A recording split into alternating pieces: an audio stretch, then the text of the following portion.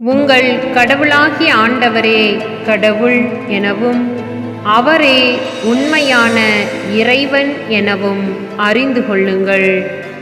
அவர் மீது அன்பு கூர்வோருக்கும் அவரின் கட்டளைகளை கடைபிடிப்போருக்கும் 1000 தலைமுறை வரைக்கும் தம் இரக்கத்தின் உடன்படிக்கையை காக்கின்றவர் அவரே. இணைச்சட்ட நூல் 7வது அதிகாரம் 9வது இறை திருவசனம். உங்கள் கடவுளாகிய ஆண்டவரே கடவுள் எனவும் அவரே உண்மையான இறைவன் எனவும் அறிந்து கொள்ளுங்கள். அவர் மீது அன்பு கூர்வோருக்கும் அவரின் கட்டளைகளை கடைபிடிப்போருக்கும் 1000 தலைமுறை வரைக்கும் தம் இரக்கத்தின் உடன்படிக்கையை காக்கின்றவர் அவரே.